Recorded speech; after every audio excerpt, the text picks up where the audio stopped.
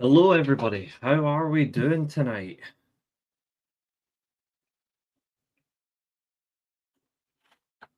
We are jam-packed for hopefully some fun tonight, and we'll certainly find out. It's going to be quite the review. I would have started on time if I hadn't ordered dinner, and then it turned up as we were going live, but that's fine. That's normal. That's business practice. But welcome to your AEW Dynamite review, and please do like, share, and subscribe. We are 13 subscribers away now from 300, so thank you to all our new subscribers on the channel. Of course, thank you to all our existing subscribers and long-term viewers. We always appreciate everyone's involvement, so thank you. It's been quite an interesting period of time recently for pro wrestling. I mean, I was thinking not too long ago that maybe wrestling, for all its excitement, has it really picked up enough that we can say, this is a fun period, but it's actually not so bad. So we are going to review last night, we're going to discuss it, and we're just going to see where it takes us. So this one will do. So thank you to everyone who's tuning in. And we may as well get through what we can, but before we can do that, of course, I just want to ask what everyone thinks about. What does people think about pro wrestling in general right now? What is your compelling thoughts on professional wrestling? This is not product specific. This is business perspective right now.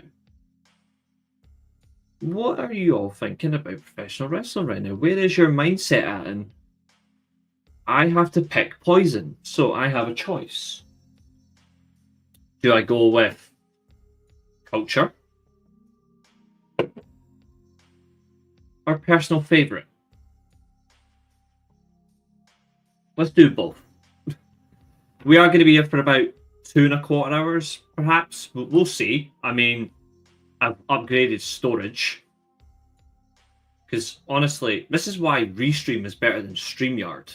StreamYard, you've got to maximize your hours and do it that way, whereas Restream, I'm pretty sure, is large file storage based. So I've had to go up to 400 hours because deleting recordings and broadcasts takes away from the work on the channel. So I think it's fucking boring, but it means I've had to do it. So we have more hours of storage at least to produce, and we're going to have so much fun over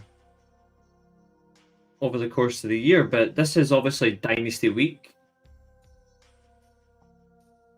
We've got this show to get through. There's some positives, there's some negatives. We are going to address them all before anyone says, "Oh, it's going to be a pure bias show." No, it will not be.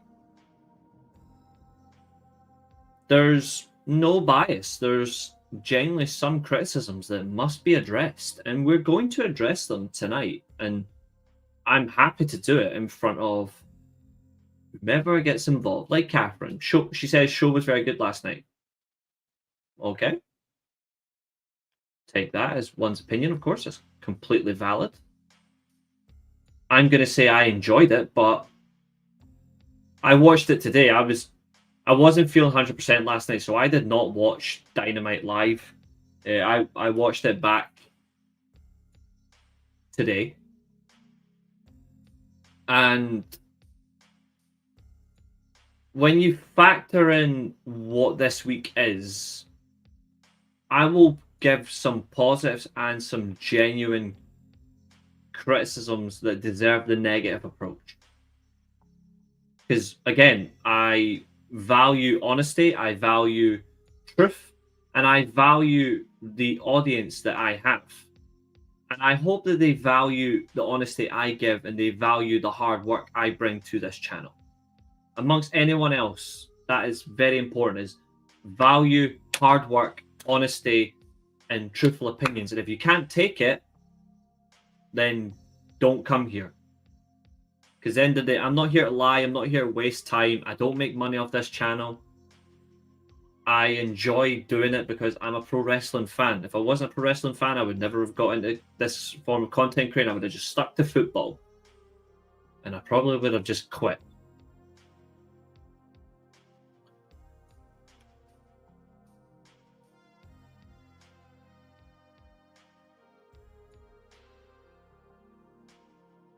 I do have a big negative that I must address right now, and it's the fans. And we will come to that very shortly. The funny thing is, though, is the fans are a positive and a negative on this show. Like, but that's actually a fundamental reality. The fans are a positive and a negative. And they are a negative at a specific point in the show, and I will come to that, of course. But just before we get into, of course, what did everyone generally think about Dynamite? This obviously was not just any Dynamite. This is the Dynasty Go Home show, so they had to go big, or essentially go home. Has it raised your interest in the pay-per-view, or is your interest still roughly the same? I want to hear what people think on that. You can honestly say I'm still the same and waiting for the pay-per-view. That's fine. If you say my interest has gone up a bit, then that's completely fine too. That's what I actually like about it. So we're going to see what people thinks. Same. That's fine. Appreciate that, Catherine. Thank you. I'm just going to quickly bring up the thumbnail for 2 seconds because I really like tonight's thumbnail.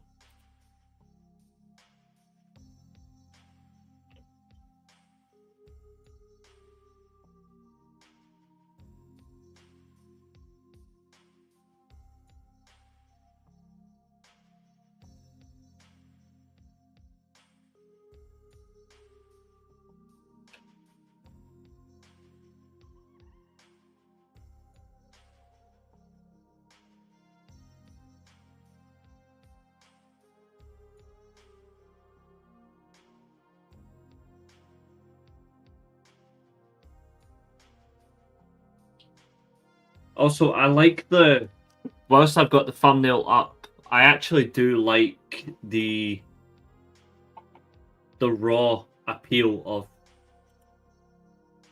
as I was showing the thumbnail there, I do like the raw appeal of Megan Bayne, and I do like the raw appeal of Swerve Strickland in different ways. So obviously Swerve Strickland, he shows power and interest. And I like that, just the charisma that both of them produce, but Megan Bayne just produces it in such a confidence way that's really interesting. Good fucking question. I'm gonna say money's he has to be offering something because Joey Janela is a rat. He's a rat bastard, and he's hitting that. I wouldn't even let that go to work, if you know what I mean. Like, if I had a woman like that, I would not be letting her go to work. I would be like, you stay at home. Me, I'm officially retired. Plain and simple. I'd be like, you don't need to go anywhere.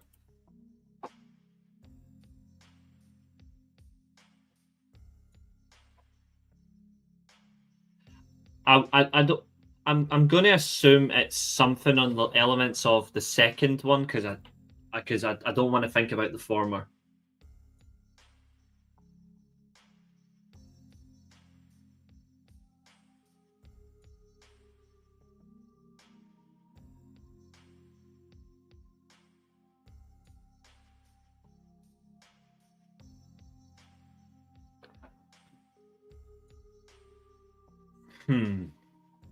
But yeah, it's just interesting.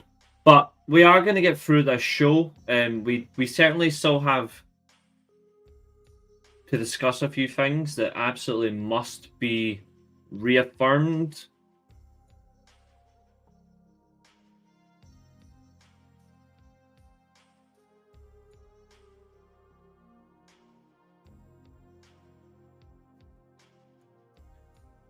Questions as well must be asked on something though that I find very interesting, and I'd like to know what the reason is behind it, but we're going to get through it anyway. So let's actually start with a very bold praise. Hey Fernando, how are you doing, fella? Yeah, they really needed that. And this is why AEW has not produced enough heat for John Moxley, and John Moxley's not produced enough heat for himself. I'm actually going to blame both in this entire run-up. But in retrospect, I actually rate this. But we're going to discuss it, of course. But like I said, I want to give a fair praise. And the praise isn't the match, because the match wasn't particularly great. And this is not saying it's all four people's fault. It's not. It's not entirely.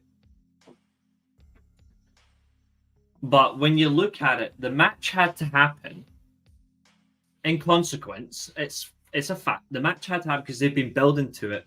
Marina Shafir and Willow Nightingale's involvement in Swerve Strickland's road to regaining the world championship is vital.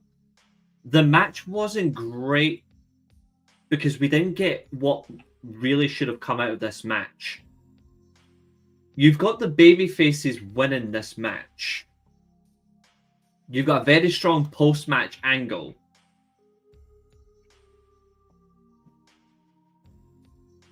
But you don't get this. You don't get something from Marina Shafir that justifies her involvement.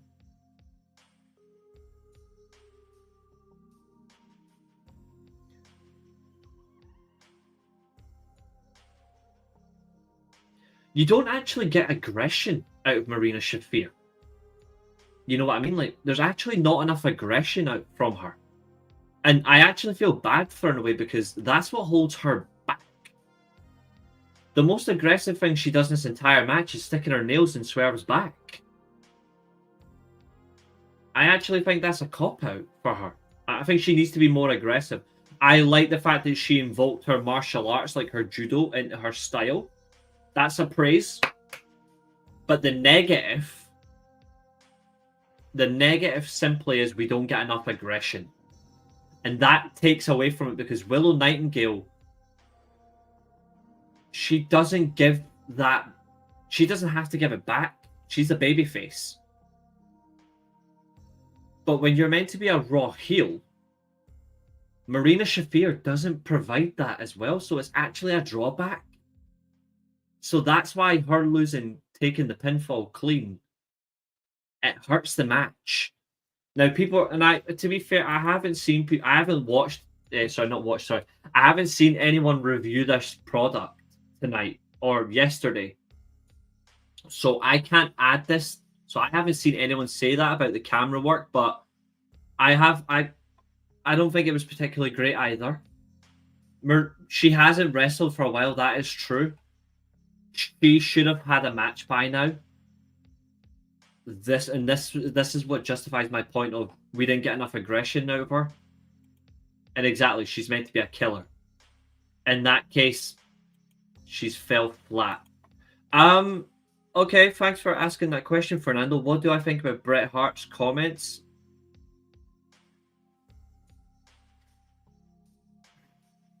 I think people are going to take this any way they can contextually. I think when you look at it, I think when it comes to a business perspective, Bret knows what he's talking about. But I just don't understand the timing behind this. Now, is it a way to sway people away from Dynasty with this weekend? That's possible. That's possible. But here's the part that makes no sense. Bret Hart doesn't have a Legends contract with WWE. Like, he's not signed to a Legends contract. So I actually don't get this. But I find it strange from Bret. Now, Bret Hart is my favourite ever professional wrestler. So this is where I'm going to come back in a different manner of reaction. He spoke about more actors than wrestlers. And that was his comment. If he has recently signed it, then fair enough. I haven't seen it. That's why I've said, as far as I'm aware, he hasn't signed one. But Brett says Brett said AEW talent would be more actors than wrestlers, but Bret Hart hates the biggest actor of them all. He hates Hulk Hogan. Which, again, makes it strange. Now, the weird thing is,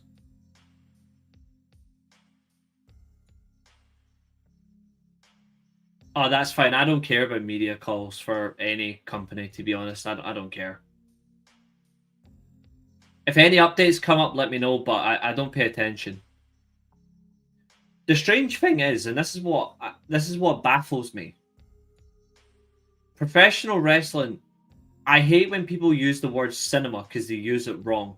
I hate when people use the word aura because they use it wrong. But Bret Hart's right. At least he's half right. And he's half right about the actor's part because everybody in professional wrestling, whether you're an athlete or you're not an athlete, everyone is an actor.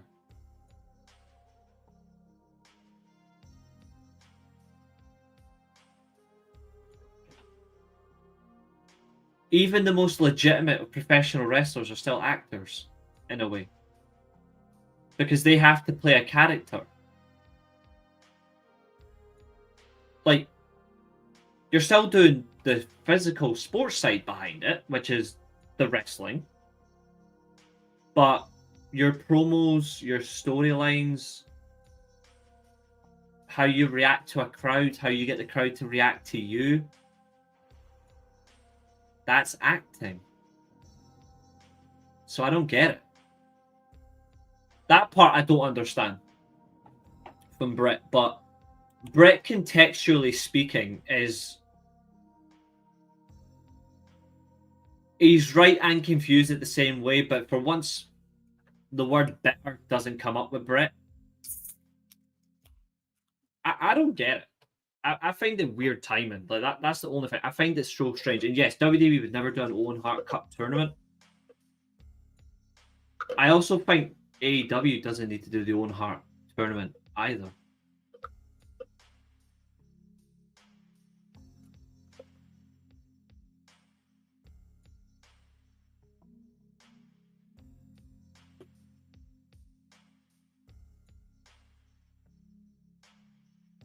And I said I was going to be honest. That was me being 100% honest. That wasn't me being 50-50 because I'm a Bret fan. I've actually looked at what he said and I've understood it contextually. I just find the timing weird and I just don't understand the reason when you look at it in general. You're not there to talk about AEW.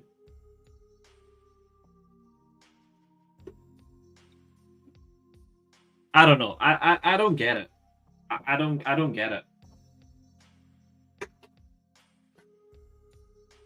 Speaking of AEW, however, before we get into this Dynamite review, because obviously even though we've just started talking about the next tag match. Oh, the whole thing about bitter Bret is like when people say that Cody Rhodes defeated racism. Or Cody Rhodes is black, which I still don't understand. It's so incorrect and factually stupid. There, 2 cans of Iron Brew in this one big cup. That'll do. 660 milliliters of Iron Brew.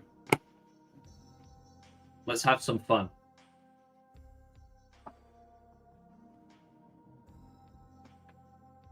Bret Hart is only bitter towards one person. Well, two. Well, I nearly said one person, but that's wrong. Bret Hart is only better towards Vince McMahon for what he did with Owen, Goldberg, and Hulk Hogan. I don't think anyone else is contextually better about. I think it's just those three he is genuinely better about.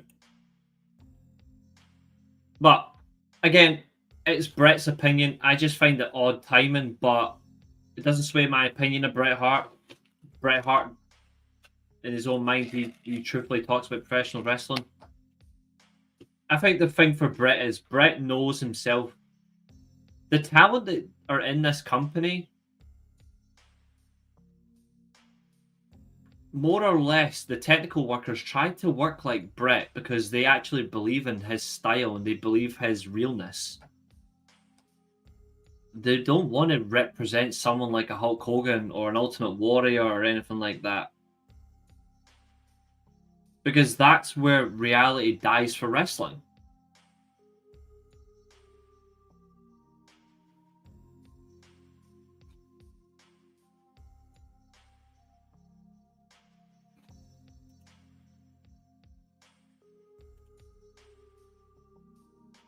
Finish-wise, it's strongly, yes.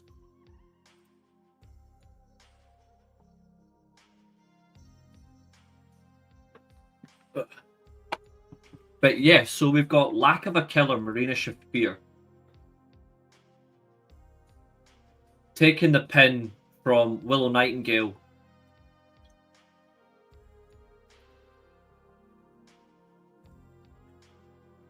Again, that's okay. It just doesn't help that Marina Shafir needs to be told, if you're going to be in the Death Riders, you need to act like a killer and show it and show aggression. Weirdly enough, we get aggression from Marina Shafir at the end of the show. Even if you've got ring rust,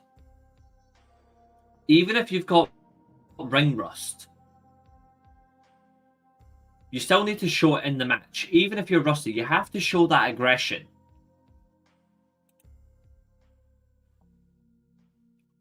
I hope so. And I like they're setting up this as well. I like the angle. Marina had a solid performance. I wouldn't say solid, I would say okay. Just because of how it came across. I think okay is a fair comment. But solid is your opinion, Fernando. That is completely fine too.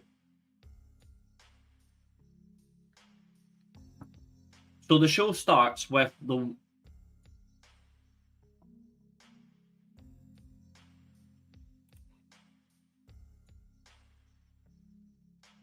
Who? Who?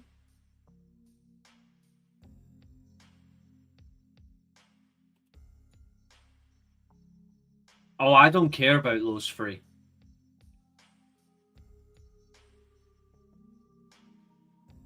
I think they're all overrated. Yes, they all have their individual fan bases. They're loved by people, but I think they're all equally overrated. And no one cares about the Four Horsewomen anymore. No one's cared about them for years.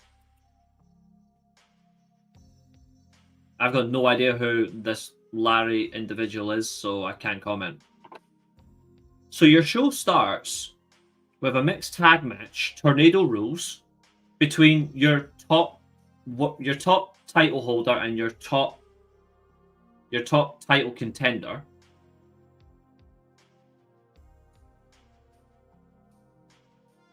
With your top female babyface, non-champion, and a very focused attempt to be a heel. I found that very strange, but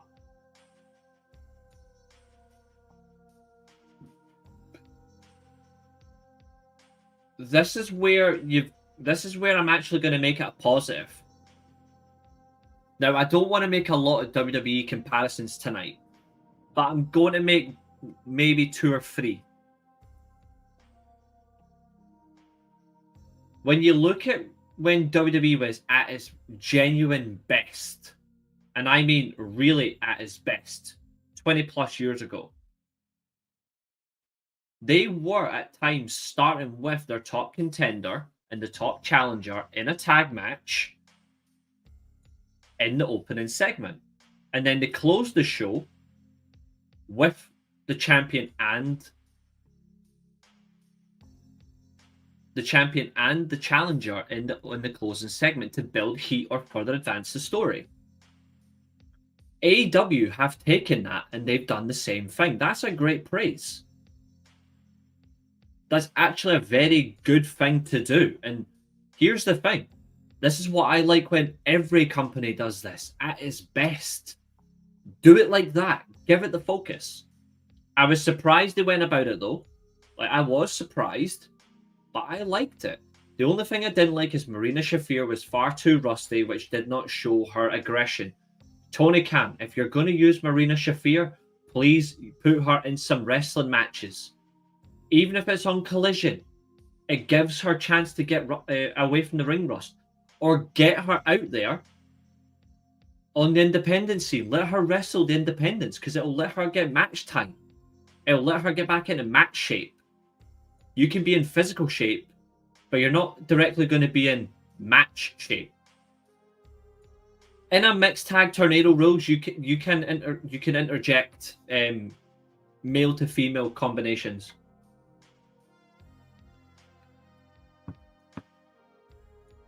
No, honestly, WWE does. WWE does do this right,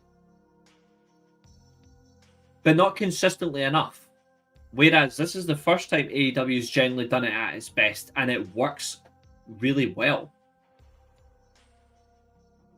And that's what I like. To be fair, when you look at it, WWE have done both. WWE have done mixed tag and intergender matches. When they say specifically an intergender, they will say if the male talent can interact with the women. If it's a mixed tag, they will say the men and the women can interact even to a bare minimum. So it's not that they've destroyed it. They actually differentiate the two at the split, which can make it confusing. And when they make it confusing, that's when it gets awkward. And then you wonder, well, can they interact in this match? They can. I don't mind them myself. I like it when they get involved. You don't have to overdo it. Like, you don't have to go, oh, we're now going to have the male talent's going to make the male talent bleed, or the men's talent is going to, I don't know, powerbomb a woman through the announce table. That actually takes away from the match quality. That actually disrupts it. But last night, we didn't get any blood, which is actually a good praise. Not saying we didn't need, not saying the blood was necessary or unnecessary. But last night was very strong without blood. And we get the best way to get heat on the champion. You do the paradigm shift on Willow. It shocks the audience. And that was great. Well done. Well done. That's what I've been waiting for.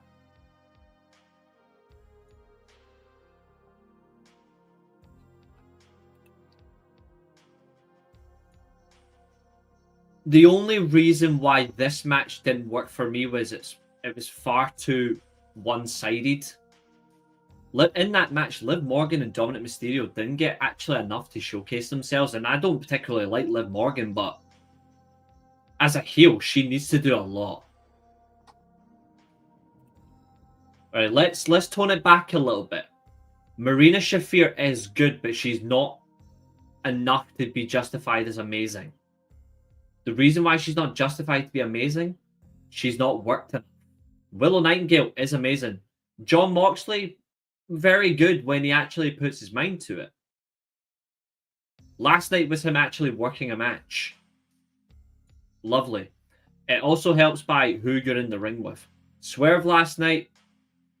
There is actually one thing I'm going to praise Marina Shafir about last night. Marina Shafir sold the kill shot extremely well. Now, obviously, she's pushed Jon Moxley out of the way to protect the champion. That is good teamwork. She sold that like she'd been knocked out. Very well done. I like that. I also like the fact that Willow Nightingale, with her previous neck injuries, she sold the paradigm shift like she was in severe pain. Good job, ladies. That's a praise. Praise for the women. Really, honestly, that's not being sarcastic. That's not me taking the piss. I'm being genuine. I'm praising the women for that. You sell that as best as you can in the right way. Fantastic. And that's how it should be.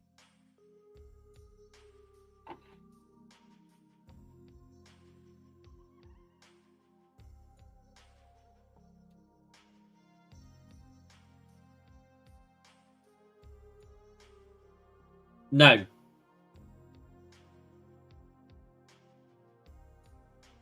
here comes your negative.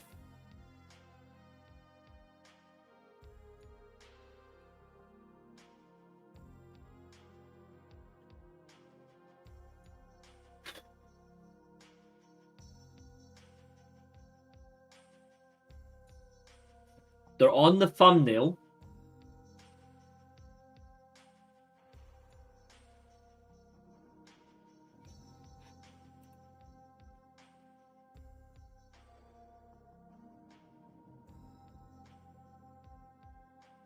Again, how can you... I'm actually going to put a stop to this right now, because I actually think this is quite unfair.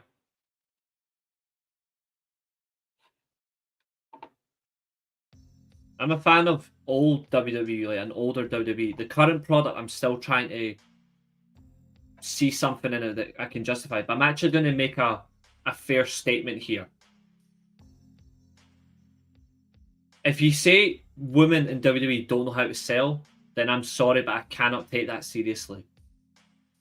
Like, I'm sorry, but I can't. Because I think that's extremely unfair.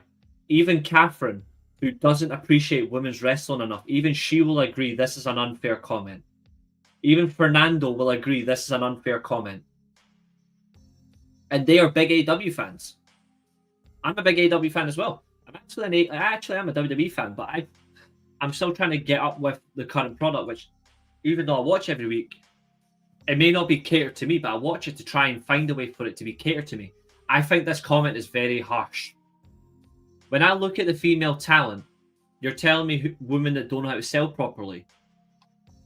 Bianca Belair, Io Sky, Asuka, Rhea Ripley, even though Asuka's out injured, but she still sells better than most.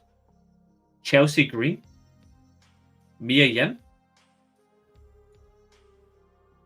They're some of the best sellers. You look at NXT.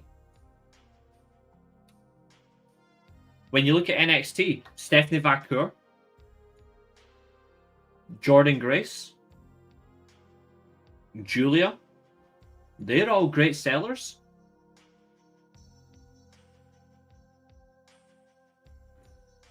I think you just had to rein the comment back a little bit because you didn't say some initially. And that's the only thing. Because, again, I want it to be fair. There's a lot of women in WWE that really can't sell. And to be honest, there's some in AEW that can't sell either. Like, truthfully, there isn't. But the women I've named, all of them can sell. Because they're also your best workers, which is also extremely important. When I look at, and that's something I really want to say, I am being fair. I'm not going to be, there's times where I'm going to be extremely critical in WWE, and I will be extremely critical. But I'm also critical on AEW for what I don't like about them either. But when it comes to stuff I do like, I have to be honest. I have to praise it. I can't lie. Because if I lie, then what's the point of having a podcast? I don't want to be like JD from New York.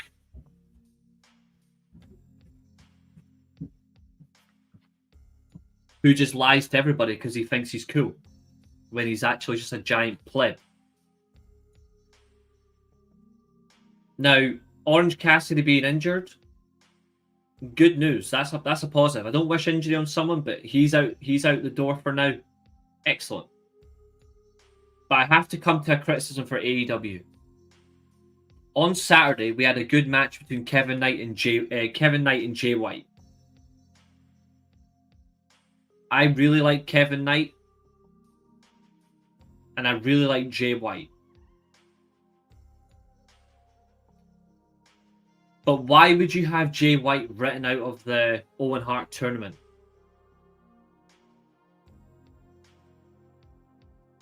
I don't understand this. Why would you have Jay White written off from this tournament?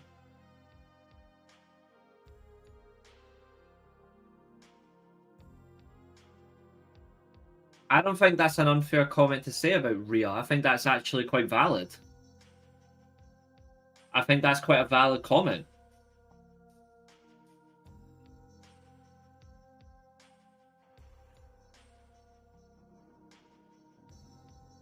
Oh yeah, 100%.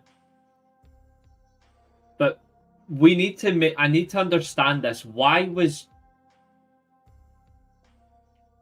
you have the Death Riders take out Switchblade? It doesn't matter. Like when you actually look at it, Jay White's involvement with the Death Riders is no longer invoked. It makes no sense. I actually think this has hurt the tournament. Unless, and I say this with confidence, unless Kevin Knight is taking the spot, but the wild card is someone like Josh Alexander. Because when you look at it, who do you honestly think is good enough to be the wild card? I don't know.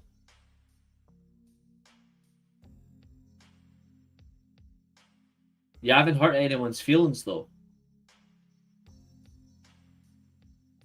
I don't get it. Unless the wild card is Josh Alexander, why would you have a wild card in this tournament again? That's back-to-back tournaments for wild cards. This might hurt people when I say this, but a wild card doesn't need to happen every single time. Like, here's a reality. We don't always need a wild card. That's not a that's a criticism. That's an honest criticism. I don't think it's Darby because he'll be too broken by the time it happens. MJF, that makes a bit of sense.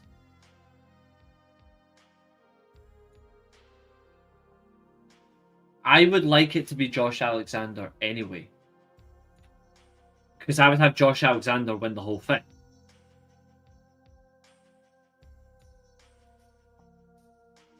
Who in your opinion, next 20 years can be the next mainstream wrestler that's female in WWE?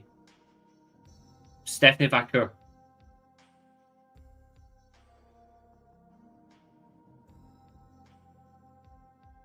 With chest, with confidence, Stephanie Vaquer. That woman has it all. She has it all.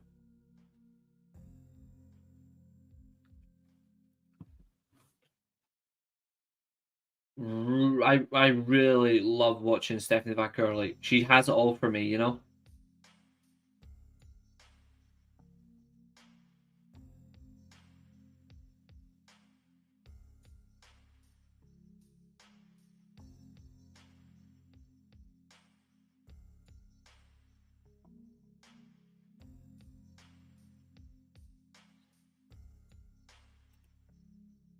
Oh, yeah, I am. I would have him pin Hangman. And the reason why I would have him pin Hangman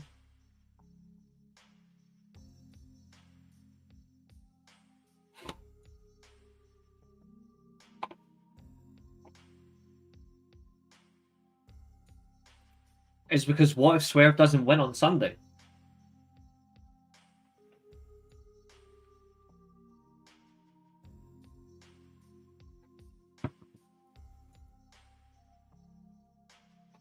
There's a genuine question for you.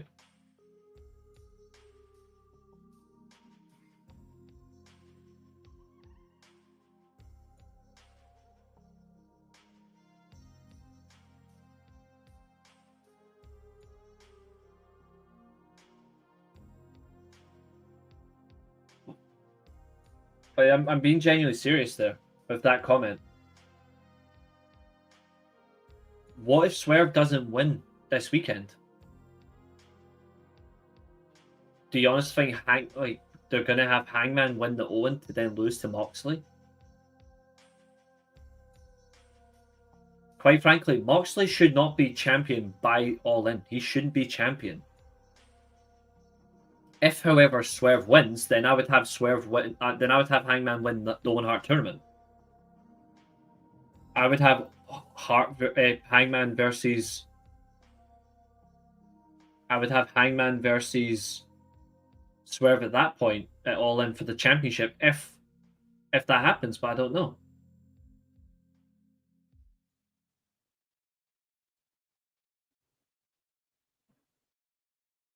Why does AEW pay Legends better than WWE? That's depends on them. That's their prerogative. As far as I'm concerned, why should Legends be getting paid at all?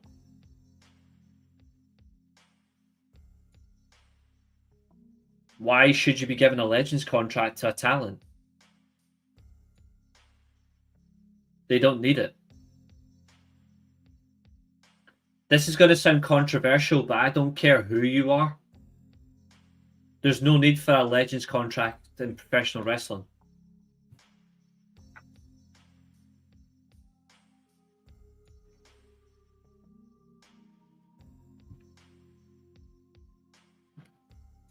It depends on the talent, Jonathan.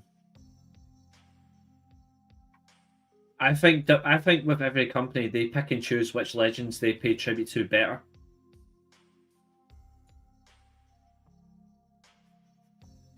It really does depend on the talent. If you're somebody that really mattered to WWE, WWE will treat you like a god. If you didn't have any interest to them or didn't have a reflection, they won't care. Like, genuinely, that's how I see it. It matters to how much of a contribution you made to either the business or to that company in general. I've always valued it like this. Yeah, they've got him on a TV show training young people. Again, I find that weird. But then again, you've got Booker T on that program, so I suggest that whoever you've got them associated with, make sure they're not on a register somewhere.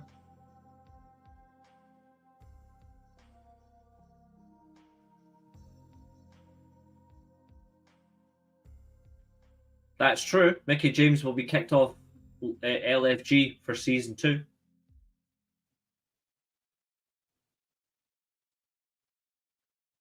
She should have just been a couple episodes.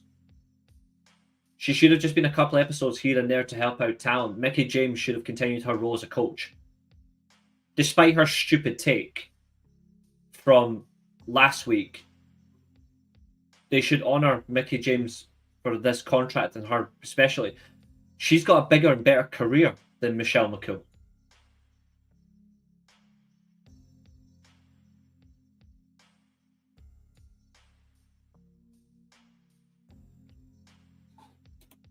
Here's the thing. AEW shouldn't have to tribute Owen Hart.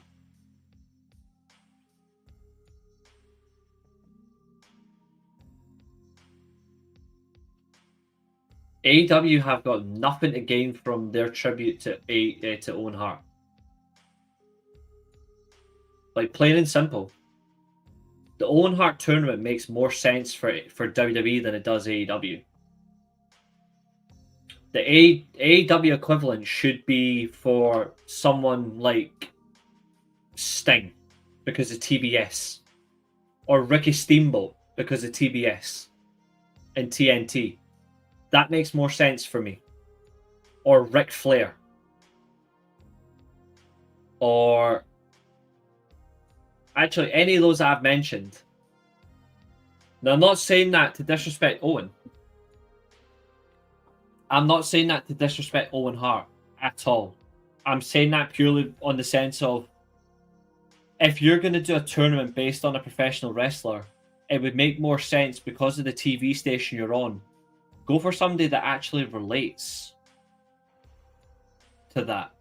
Now, Jericho, that's true. Jericho's got the connection. He does. He does have that connection. But they didn't need it in the first place. It doesn't mean they care, though. It's a good venture, but it doesn't mean they care. Either way, I like that they still do the tournament anyway. I actually still like the tournament. I just don't think they need the tournament.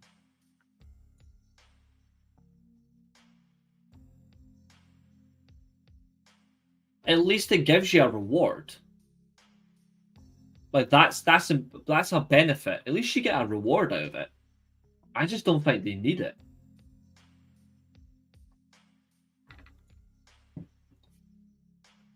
I think Owen Hart's legacy, the Owen Hart Foundation, pro wrestling companies should just make donations to the foundation itself.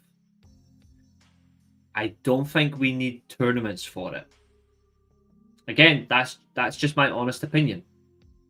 Just like if there was we know that.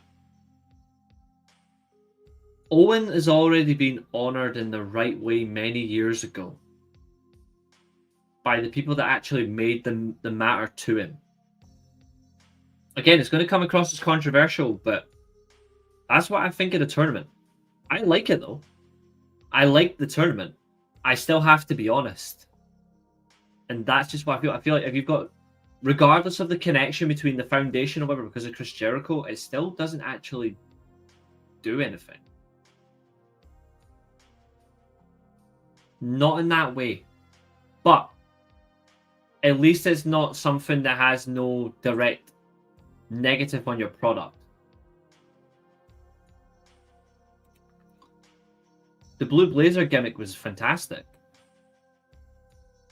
The Blue Blazer gimmick was fantastic. The problem is they just chose to give him a grand spanking dive-in entrance on gear that was not checked properly and had worn out, that impending danger was from the moment it happened. Which is 100% the biggest problem. But we digress. You have Jay White taken out by the Death Rider, so you've lost a genuinely top talent out of this match. Which is actually quite harmful considering Jay White could have further propelled the story. And that's actually a negative for the tournament. The women's side actually will improve a story. I actually think the women's side has a stronger stake in it than the men's side this year.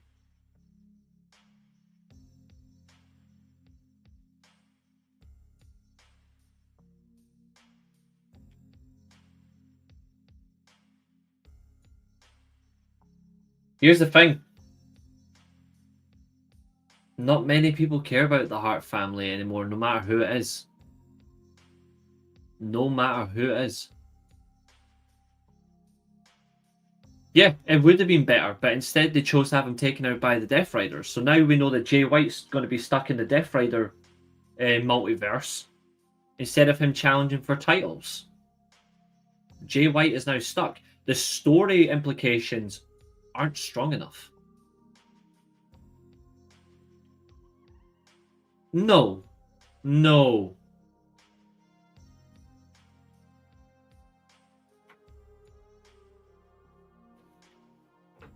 Blake winning the world title? No.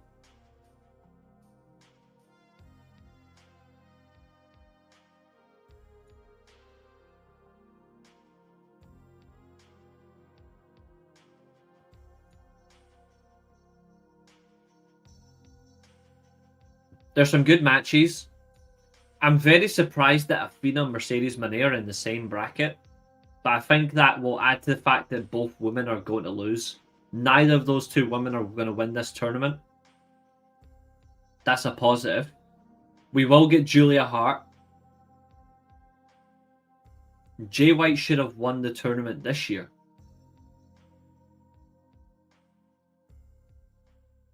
I agree, Fernando. Sadly, I agree. The women's side is more impressive than the men's side. Not because of talent, but because of implications on the actual storyline of the tournament.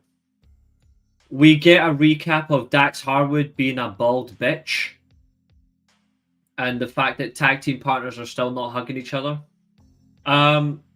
We already know what's going to happen this weekend. FTR are going to turn on Cope because he can't cope, and then he's going to find Christian Cage and beg for him to team up with him.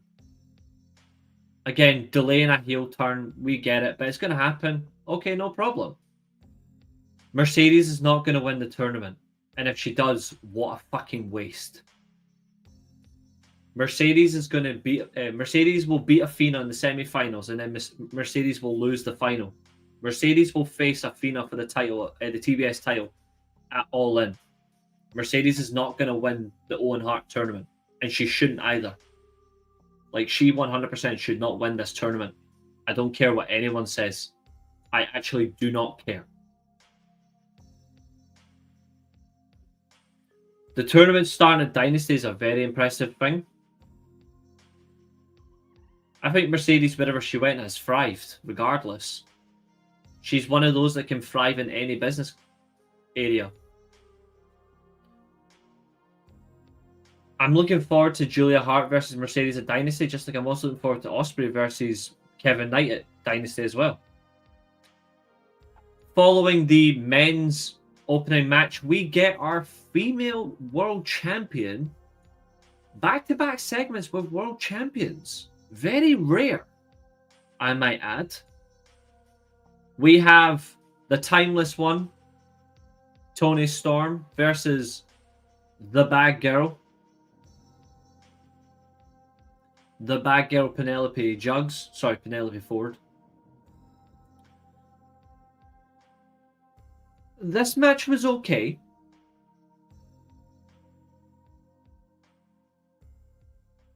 Let's see, what have we got? Was asked about violence. Okay, what's this? Tony said that AEW will continue to incorporate this element in TV and pay-per-views. He knows the fans love it, and they'll continue to have the most hard-hitting and hardcore matches that they can. Okay. I'm hoping to an extent they will still find ways to not all the time, but pick the right ways. I actually prefer a hardcore when it's on a pay-per-view. I think on TV, it's not about, we don't need it all the time on TV, but I think your TV, we need to really see the best TV matches with the feuds, and then you take it to the high extreme level if necessary. But I still like the incorporation of violence anywhere.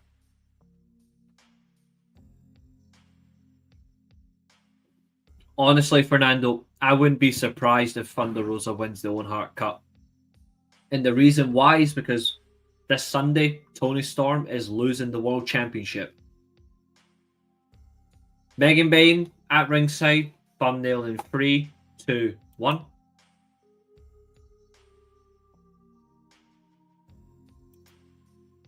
Damn. Megan Bayne, rightly so, should win the world title this weekend. Toni Storm, you are an amazing women's wrestler. You've got a fantastic gimmick. But this Sunday, it's right there in the face. Toni Storm must do what The Rock did in 2002. You were so damn over. You were so over, but you still did business because you knew someone special was there in the best prime position to become champion. Megan Bayne, this is your Brock Lesnar 2002 moment. Make it count. Win the title this Sunday. Megan Bayne must win at Dynasty. And she should run with this title. And quite frankly, it would be an amazing booking decision. This is your vengeance This is your vengeance to SummerSlam angle. This is how it should be. Make the matter happen. Make Toni Storm drop the championship to Megan Bayne. Run with it. I guarantee you will get eloquent work out of this. Eloquent in a special way. She doesn't have to be champion for a year. She can hold the title to say Full Gear, which would be completely fine. But from Dynasty to Full Gear, that's a strong, what, 6? Actually, no, well, that's 8 months? Give it to me.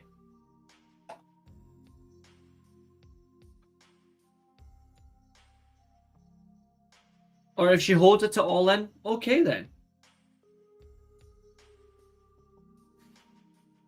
But Toni Storm must lose her title this weekend. She's not been a bad champion. This is actually appraisal. She's been a good champion. She's got the title in a healthy position. And she actually needs a break. She needs a break. Thank you, Stussy. I appreciate that. If anyone disagrees with me, that's fine too.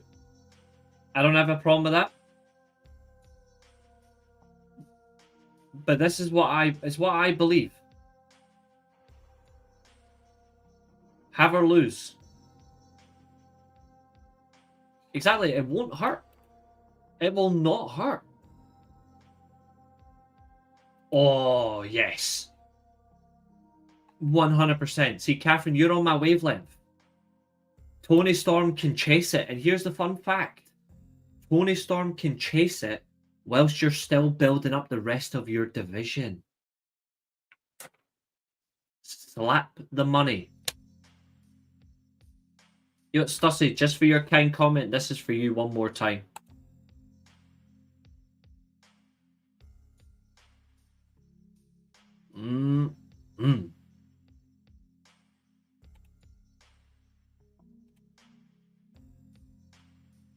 Not really, but wait, what part's wrong?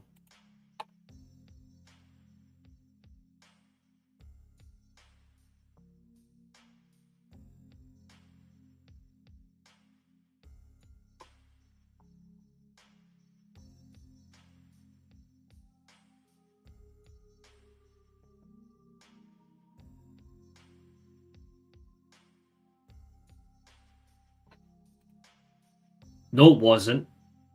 No, it was not.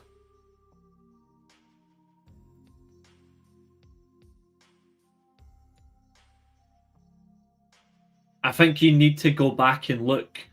That booking was excellent.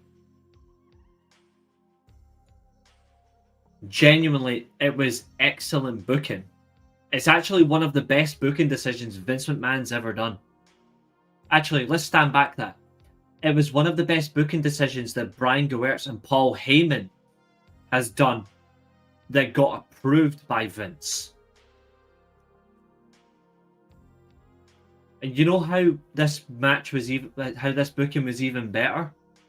Who do you think suggested Brock Lesnar wins the title from The Rock at SummerSlam?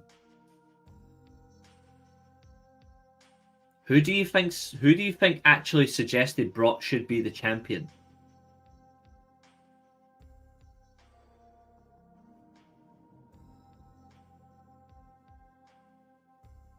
Because I can tell you if you don't know.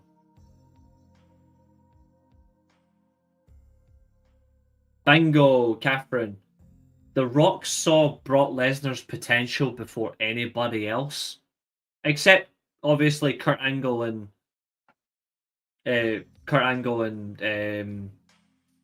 Paul Heyman. But The Rock saw the business impact Brock Lesnar could have at drawing money and still having good wrestling matches. So The Rock pitched it.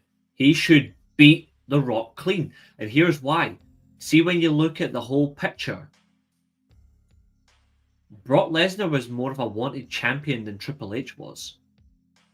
He was more of a wanted champion than Undertaker. It was right there. No one was taking it. Brock was primed and ready to be that next breakout star that you can give a title to and go, run with it. He ran with it perfectly. So, congratulations to Rock and The Rock for this, but congratulations to Brock Lesnar for making it happen. It was amazing booking. Would you have Mercedes go all the way and win the Ring of Honor and World titles her collection? Yeah. But here's the thing, Mercedes, her segment with Athena didn't strike well on Collision. So I don't know if I think it's a risk. I think if you're gonna have Mercedes win one of those titles, it needs to be that only title. He was a good champion though. He was a great chaser. But when he did hold the title, he wasn't a bad champion. Oh god, no. Please, no. Please don't have her hold that title for nearly 2 years. I will honestly die. I think they have to come off Saturday. No, Brock still has to be congratulated because Brock still had to show up. Brock still had to make it matter. And he did. Oh, yeah. Oh, that would be wild, like. But it was worth it. Also, I noticed you've got a picture of Diamond Head. You've changed it. I'm quite surprised. Why Diamond Head?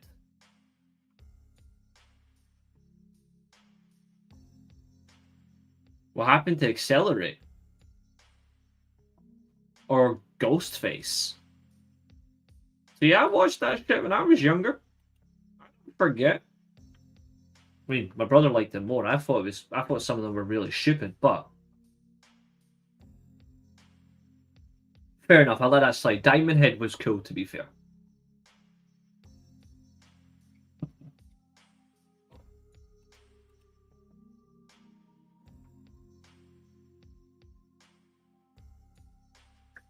I'm glad you said your opinion because we differ.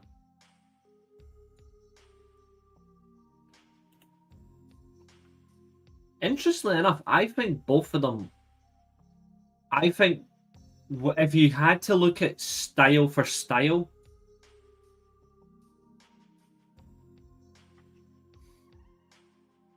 Sting can't work an Undertaker match and an Undertaker can't work a Sting match. I think that's what makes them both unique. Like, in a special way, that's what makes them both unique.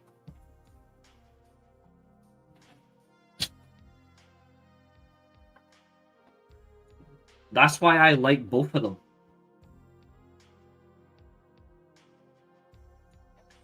Too bad, Catherine. Thunder Rosa has been a world champion before. I don't like her either, but facts are facts. Sadly, she will be champion again. Up next, this was something. We're gonna get through it, but we'll try.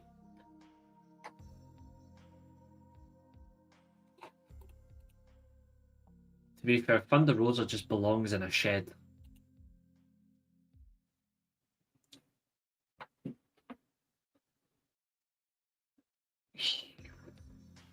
We have a segment between 2/3 of the Hurt Syndicate and MJF.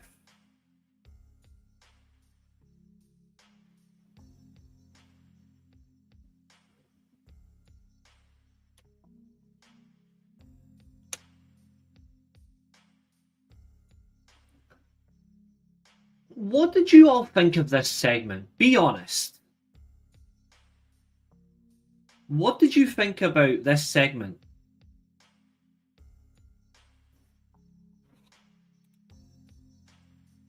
I just don't think she's as good as people claim she is. I just don't think she's that good. And she's also compromised media. Crazy how things work out. Most would agree someone like RVD is a better wrestler than John Cena, but Cena's best matches are better than RVD's best matches. I think that's a fair comment.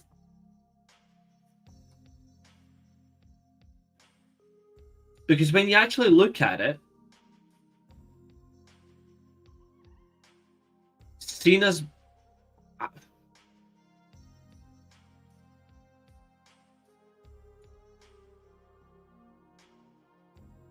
No, I can't stand Cena for the life of me, but I will be honest. Cena's had better matches with one particular talent in particular than RVD managed. Cena's got better matches. Actually, two talents in particular that stand out. John Cena's got better matches with Shawn Michaels and AJ Styles than RVD does. If you actually factor some of their best matches are with those two talents across their careers, fundamentally rated, but that's actually honest. Now, Thunder Rosa, in terms of like where she associates herself with, she's compromised because when you look at who she represents as a company, she doesn't often defend it when she's amongst people that are criticizing it unjustly in the worst comparative ways. She's a backdoor appraisal. Thunder Rosa just gets the backdoor cheeks smashed in without actually putting up a fight. Cena's matches with Randy, I don't think are as good as people claim. I actually think Cena's best matches with Randy Orton was 2007. Anything after that, I don't care. Because they all became the same after that. They weren't different.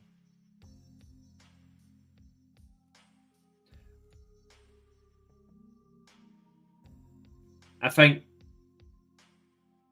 Cena's got now not Thunder Rosa. RVD's got better matches with these talents than Cena does. He's got better matches with Kurt Angle. He's got better matches with Chris Benoit. He's got better matches with Eddie Guerrero. He's got better matches with The Undertaker.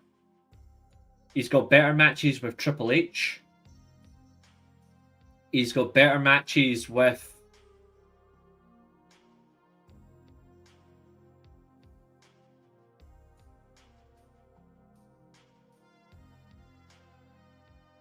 I think who else they've wrestled together equally who are better. And he's got better matches with Chris Jericho than Cena.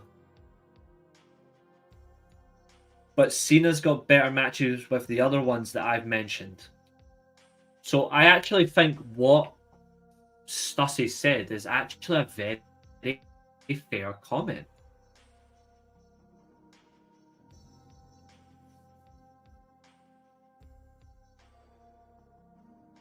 So there you go. I'm being very fair. That's me being very, very, very fair.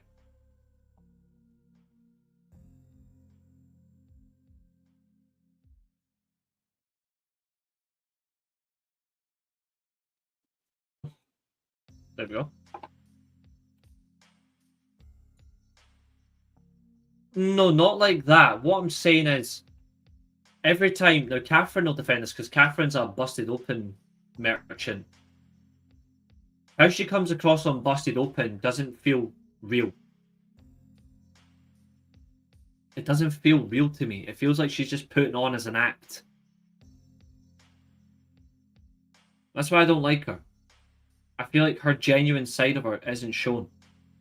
And I want to see her be genuine.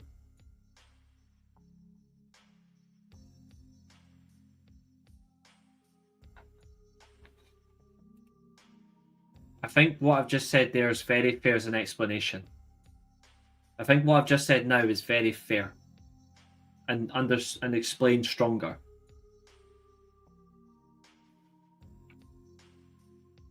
And Catherine's right. See, when it comes to Thunder Rosa's matches, she is really bad when it comes to sandbagging. She's equally as bad as Britt Baker.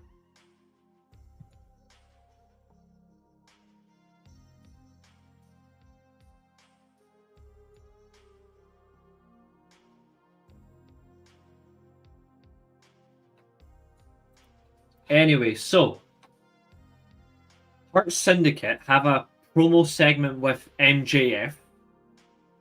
MJF again with his cheap crowd insults. You know what I'm gonna say? See MJF, see this promo. This promo was bad. It was. You know what was good? Bobby Lashley. Bobby Lashley was actually good in this promo. This entire segment, Bobby Lashley's promo was stronger than MJF. MJF, this was weak.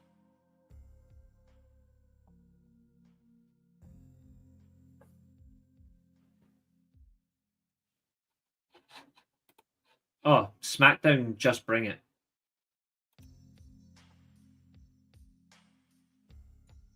Or Day of Reckoning.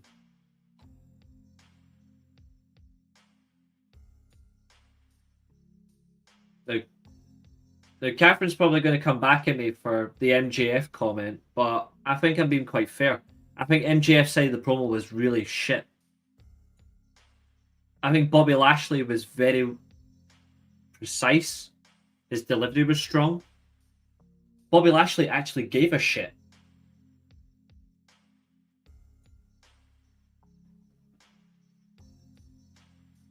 And it's a shame, really, because I actually like the way they're going about this. I like that they're building to MJF is going to force his way into the Hurt Syndicate. I just don't like the fact that his promo was weak. He could have done a whole lot better.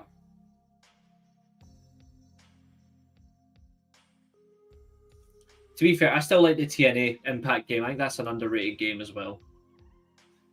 WCW had some good wrestling games as well.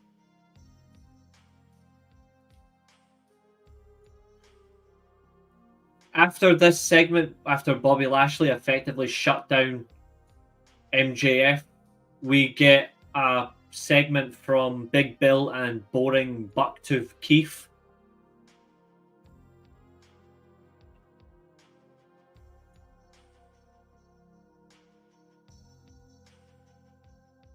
Why is Brian Keith still employed?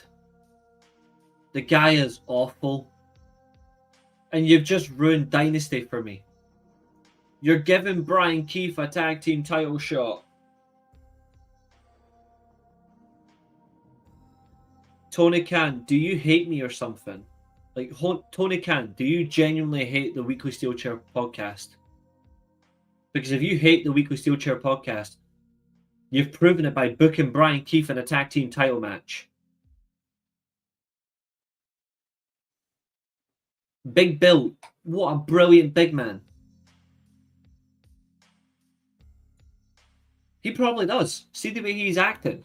Wouldn't surprise me because he's booked these two twats in this. No, he's not in the tournament, unfortunately. The brackets are actually on screen on the thumbnail now.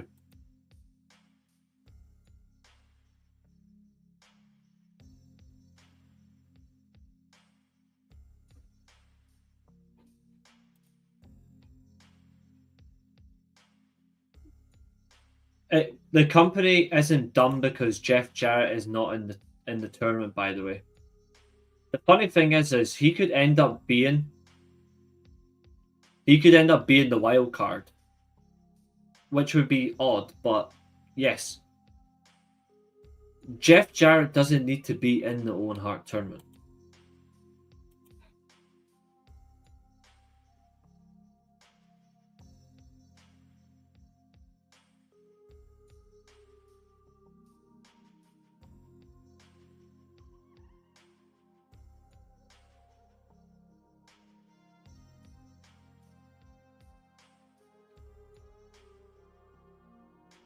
Okay.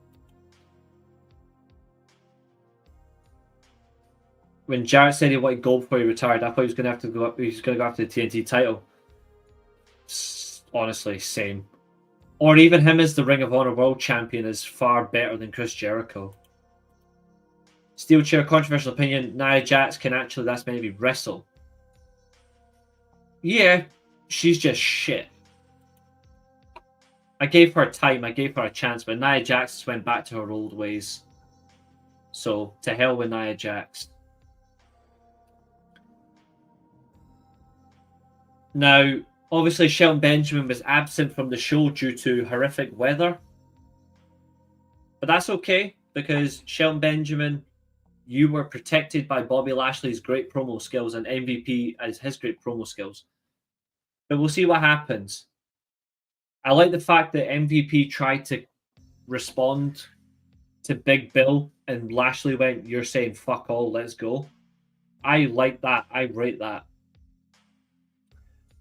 Up next, we have Will Ospreay and Kevin Knight versus two absolute bums.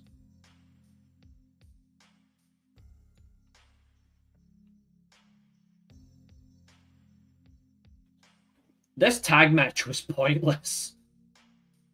Sorry, I love watching Kevin Knight. I love watching Will Ospreay. This tag match was pointless. I'm glad those two guys won. Then we got the announcement for Dynasty, but I'm not even going to entertain the conversation of this match. This match wasn't even worth my time. It was just weird. What was the point? Like, we didn't need it. We had the segment for the ops as well. Why is Samoa Joe stuck with that weirdo Hook? Tony Khan, save Samoa Joe from Hook. I'm begging you. Hopefully a casket.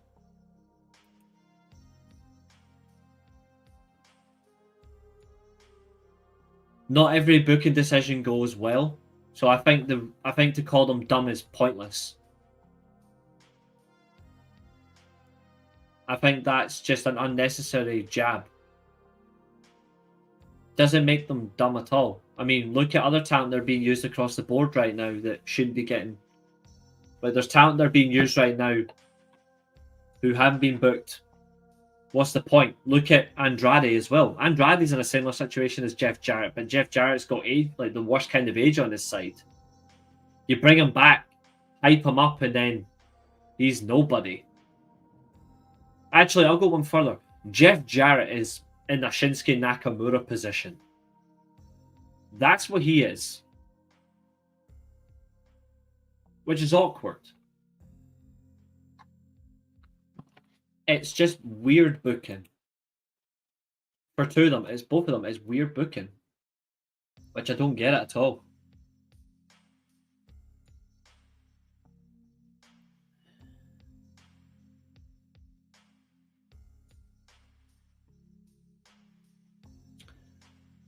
We have a warm-up to the Dynasty matches. Former Triple H champion Jeff Jarrett, yep. 12-time world champion Jeff Jarrett is mental. Rightly so, of course. We have a build-up to the Owen Hart tournament with competitor Brody King. And a member of the Don Callis family, because obviously Brody King will go up against Takeshita in the tournament, so naturally it's fitting for him to have an opponent from the family. In a big men match, we have Brody King versus Lance Archer. Now, I said at the very start of the show, the fans that are praised, but the fans that are negative. Hey, Zodiac, I loved the match. I just hated the fans. Now, I'm going to elaborate why. Now, if people pay attention to my podcast, and I mean they really pay attention, what wrestling chant do I fucking hate?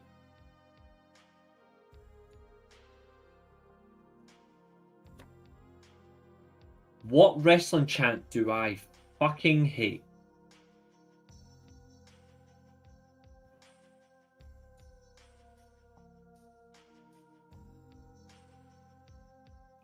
Bingo. I hate this fucking chant. I wanted to see what would come from it as well. I think there's still more to get from Jeff Jarrett. I don't think Jeff Jarrett's fully out of it yet. I really don't. At least I hope not. I hate it, honestly. And I hate that WWE fans started it and AEW fans continued it. Although, I'm going to say this as well. I didn't watch fucking NXT this week. But someone please explain one chant for me. Someone please. And I'm going to bring up for you guys.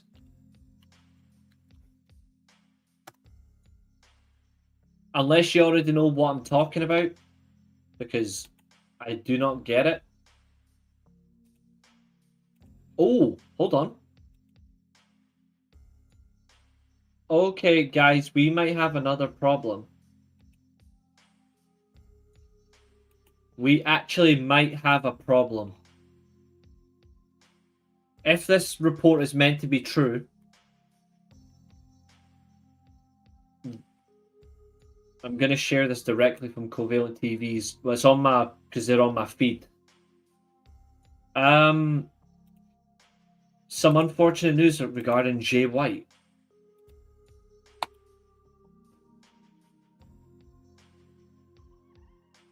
Wrestling Observer are reporting that Jay White has a broken hand and he won't be signing for an extended period. So there's a chance that this is why he might be out of the tournament, because of his hand. If that's the case, that's very unfortunate for Mr. White.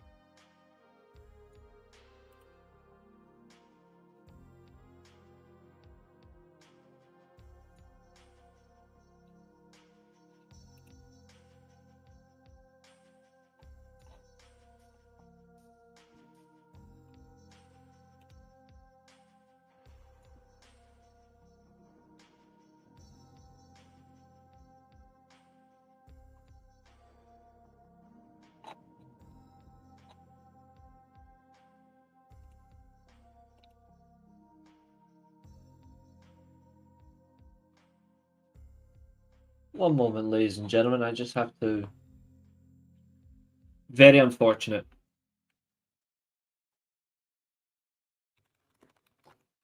Just need to reply to a friend of mine through as a GIF. 1 second.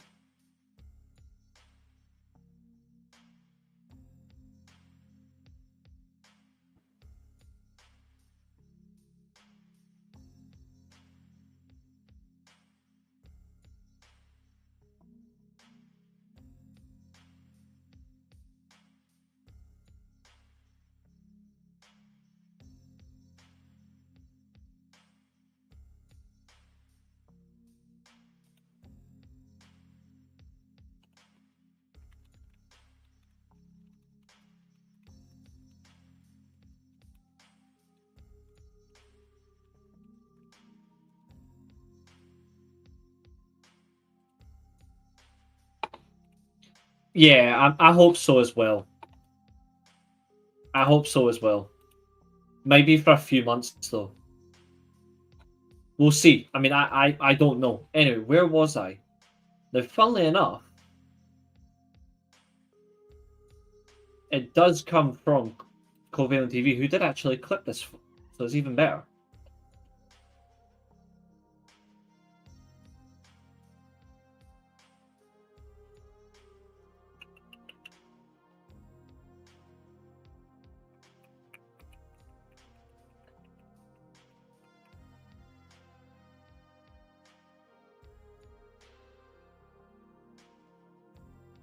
Oh, here's something for you WWE fans if you want something.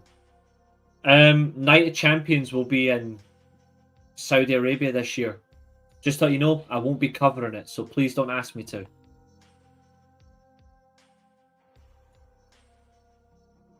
However, July 5th, Evolution 2 is happening.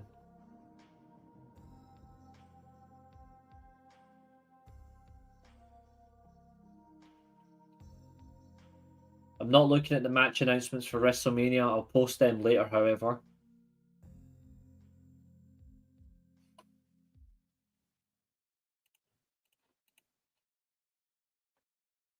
What I'm looking for... Where the fuck is it?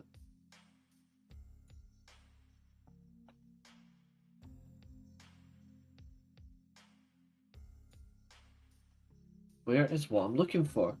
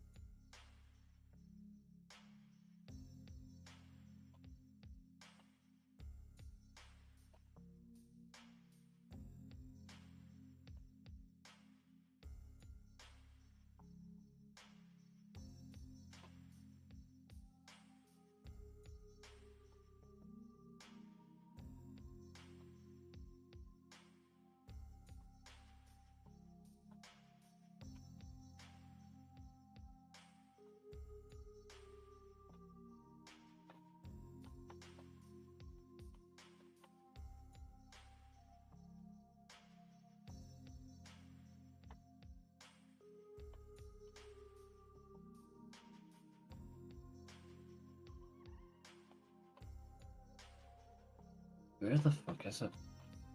I know they posted it, so bear with me, guys. Also, I'm looking forward to seeing Sky Blue return as well.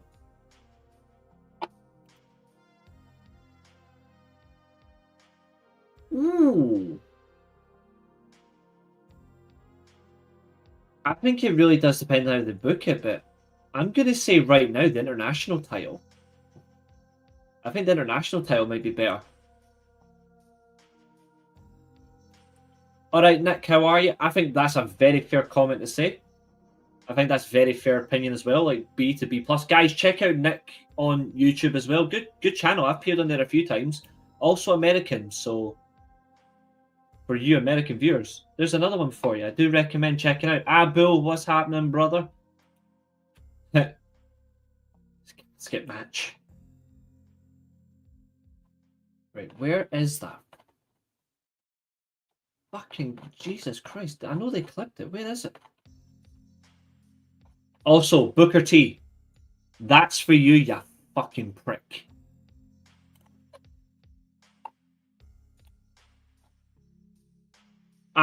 This. No, I'm not. I don't think I'll be able to play the volume. But someone please explain the cringe on this chant. I might be able to play the video for like 1 second, so let's see. Ricky! Ricky! Ricky! That has got to be the lamest, ugliest, wasted chant. That is on the cringe level. That is cringe level with the "this is awesome" redundant chant, tables, and meat.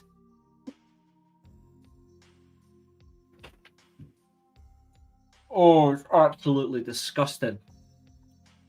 For context, my good friend, those NXT weirdos are chanting Ricky Strokes.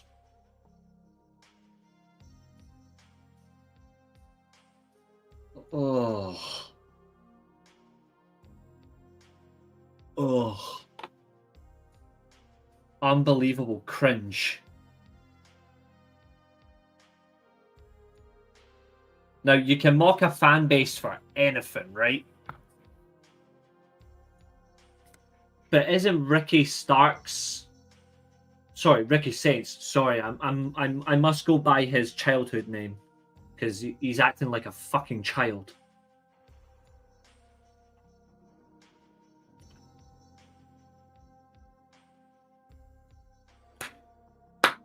He's meant to be booked to win a title, and you're going, Ricky Strokes?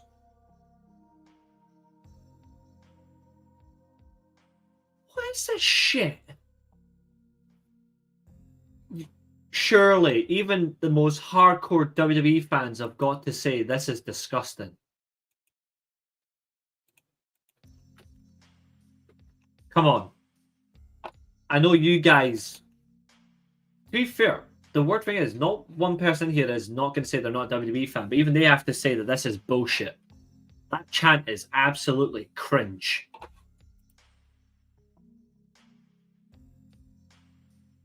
Yeah, I think that's fair. I agree. I don't want to know. But I'm going to say it's not his ego. Honestly, Abu, see after what they did to Stephanie Vacour, I'm barely going to watch any. They've switched me off. I completely forgot about this chant, but that's because I'm trying to defend my soul. But this chant is just as bad. But oh God almighty. Now, why do I hate the meat chant? Because it takes away from genuinely big talent working good matches. The meat chant actually stole away some interest for about 5 minutes of Brody King versus Lance Archer. But thank God the crowd stopped. Otherwise, this match would have ended in disaster. So I'm so glad that it didn't last long. But can we stop with the meat chants? Please stop. They were actually chanting meat and meat forever.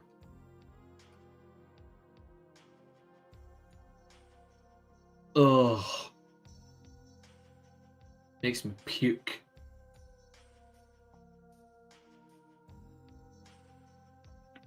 Main event. It is Fernando. And I hate the fact that WWE and AEW does it. Like, it's actually a universal criticism for both brands. Yeah, I agree. I agree. You're not wrong. I agree as well. Ricky had something, but he refused it. As far as I'm concerned, Ricky Starks has got nothing. Sorry, I can't. Sorry, hold on. Ricky Saints, he's got nothing to offer.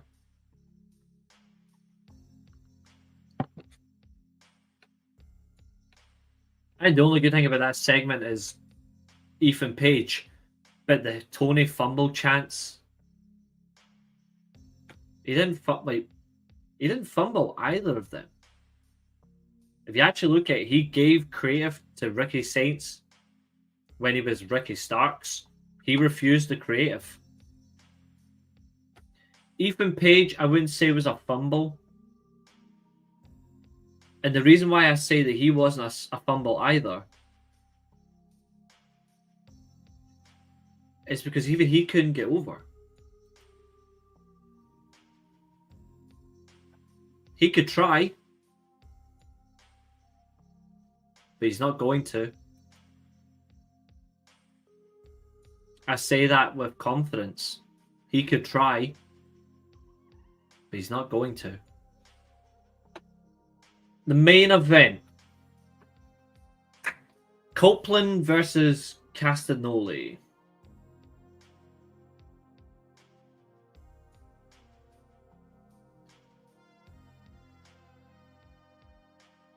This match was alright.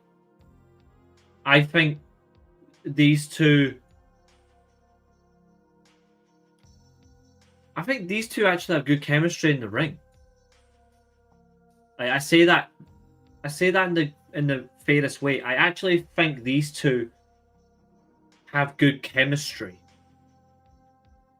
But I actually echo a statement that Tony Schiavone said on commentary that's actually very important. Copeland has taken so many risks on that leg. There comes a time and a place when you need to stop treating your body like you're Superman and treat your body like you're Batman. Your body is precious. Your body can be broken. I love that he does that spear through the middle rope to ringside. But I think he needs to stop doing it because of his leg. I am actually imploring Copeland to stop. Match aside, good technical match. Both of them work really well together. But I think that spear through the middle rope to the ring, to outside the ring, has to end. Because if he gets that wrong, and I'm going to use context, if he gets that wrong, he slips or he mistimes his run and he falls awkwardly. What does his leg hit first? I'll wait. And Abu, you are correct. It is very hard to change my mind once I've made that decision. I am very stubborn like that.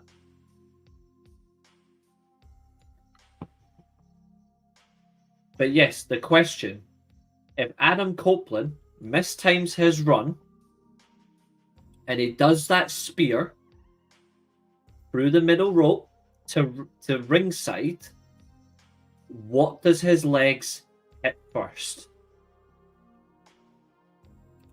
Yeah, I think that's valid as well. I think that's a valid compromise. Yeah, he does. He's got some really good finishers as well, and signature offense. He doesn't need to do that spear. But what does Copeland's legs hit first if it goes wrong? Someone's going to get the answer because you guys aren't stupid. You guys are smart. So what does the legs hit first if it goes wrong?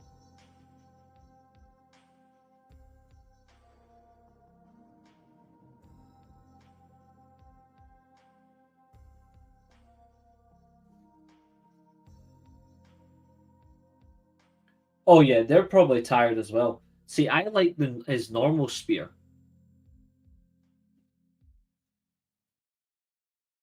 The spear through the middle ropes just hasn't done enough anymore. I've said for a long time I've wanted Bryan Danielson to stop doing the diving headbutt because he's had so many concussions. I would rather he does a different move. Yep. The ropes. But what is underneath the ropes?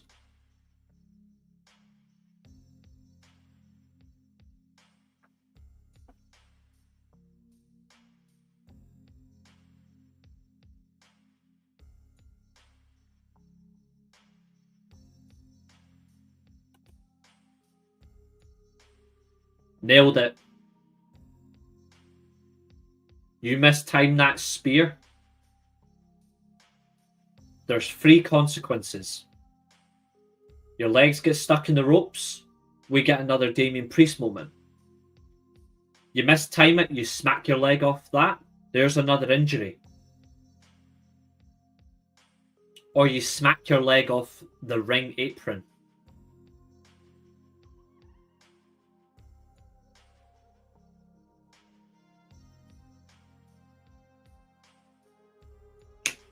Ropes, apron, the hard floor.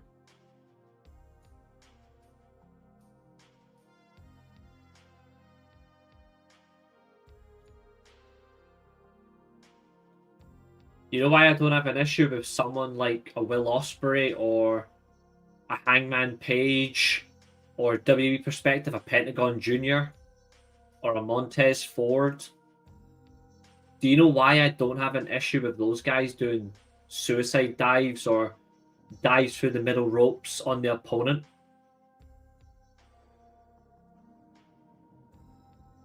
What do they have in benefit to Adam Copeland? What have they got on their side that Adam Copeland does not?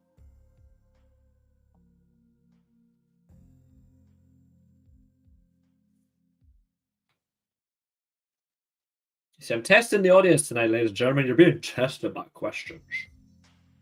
What does Will Ospreay, Hangman Page, Pentagon Jr., and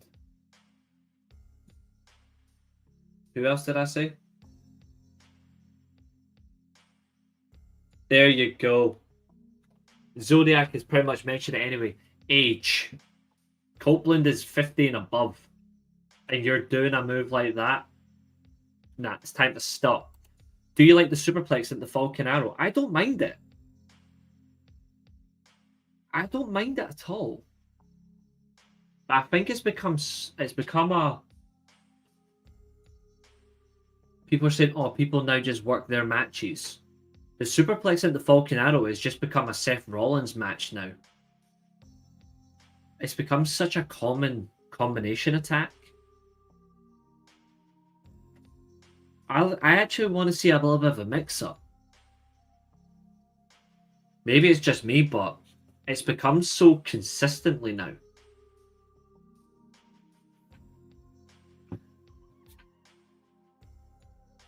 I think Adam Copeland has got the moveset to work as a more physical heavyweight. Still do a dive from the top rope in the ring, but he shouldn't be doing dives to the outside of the ring. It's far too dangerous, and it doesn't help. See, here's the thing: when people say, "Oh, you praise all the stuff," I'm like, the circumstance. Here's the element. It's how it goes.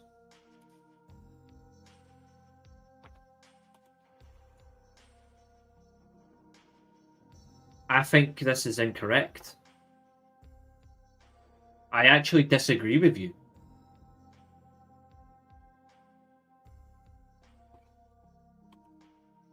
Me too, buddy. Me too. See, back to this comment. I actually disagree. See, when you look at it in general, Brian was told for years in WWE to stop. Like, Brian was told for years to stop doing the diving headbutt because of his concussions.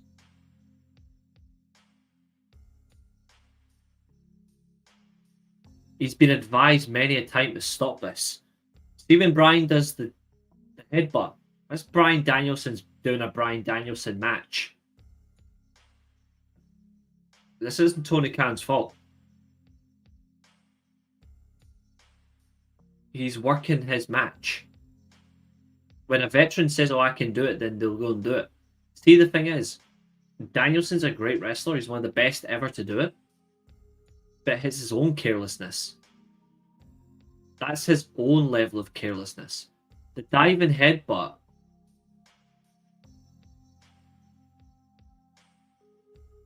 should have been outlawed years ago. And I'll tell you why. Bam Bam Bigelow. An amazing big man.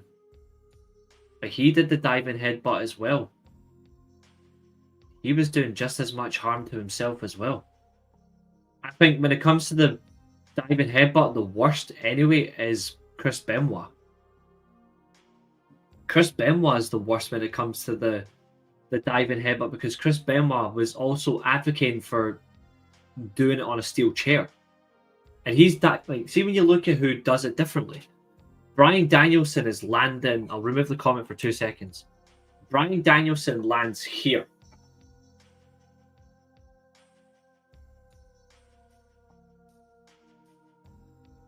Chris Benoit is landing here. What's the difference between here and here? What's a fundamental difference? Tap your like your pec area and tap your shoulder and tell me what's a major difference between here and here. The minute you feel it, you'll know exactly what the major difference is. Chad Gable has started doing it now, and that's why I will say I don't compare Chad Gable to Kurt Angle. Not that level of Kurt Angle, because Kurt Angle is not stupid enough to do a diving headbutt. He did a moonsault, but he's also protecting himself. Chad Gable is now becoming less of Kurt Angle, and he's becoming more Chris Benoit. Josh Alexander is the real Kurt Angle future talent.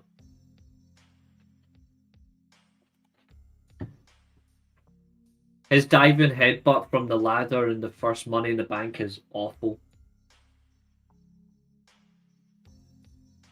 I didn't like it when he done suicide dives on steel chairs as well. I really didn't.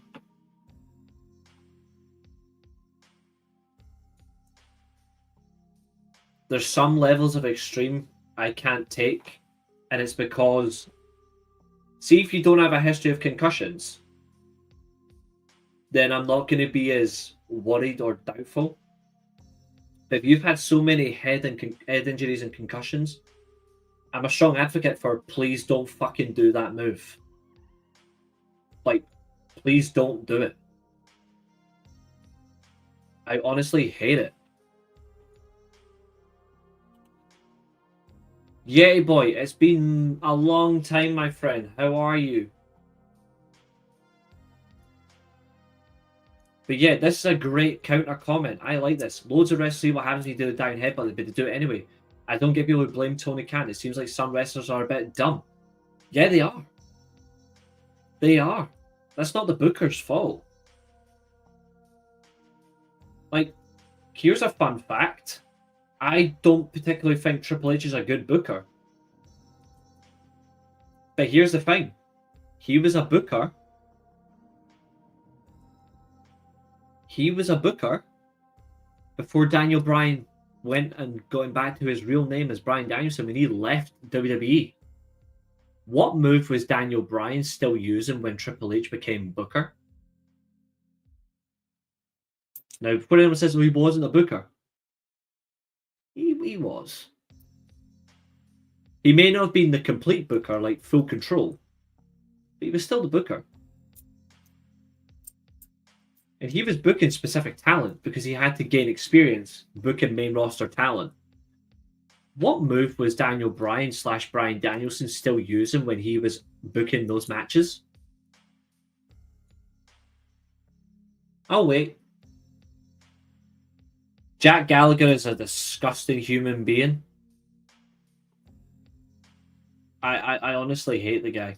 He is disgusting as well. But he did also use his head in such a manner as well. Really badly. Really badly.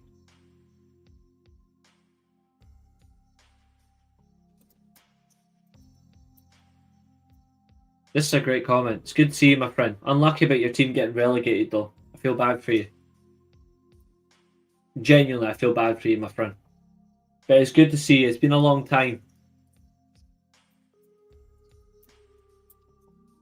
Time's up. The answer is diving headbutt. He still was using the dive. With Bryan Danielson has never stopped using. He has genuinely never stopped using the diving headbutt. And I don't understand why.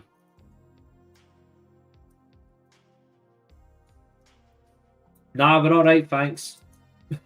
To be fair, it's not his fault. It hasn't gone well. I said at the time, I wanted Rude to do well, but yous were in an impossible situation. It's a bad idea to put someone not experienced in a relegation battle as your manager. You guys really got that badly wrong. I feel bad for him. That job's a job if it's offered.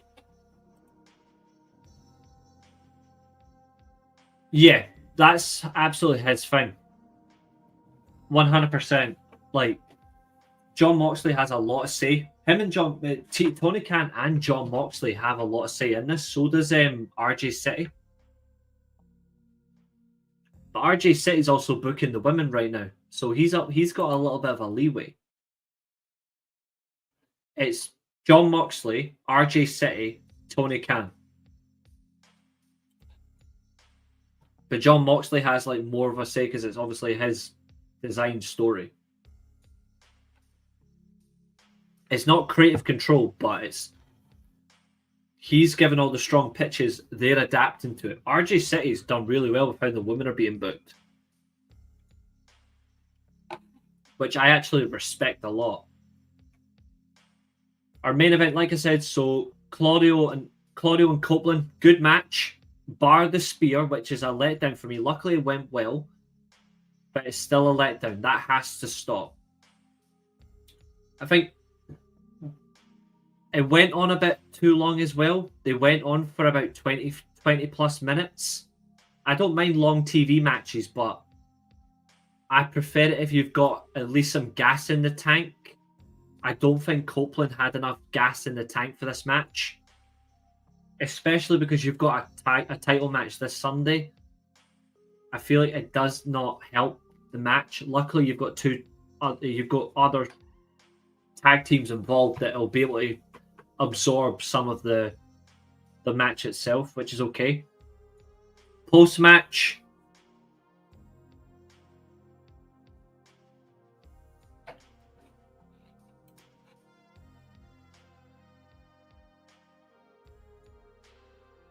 That's because he had less matches, but he was still doing those moves.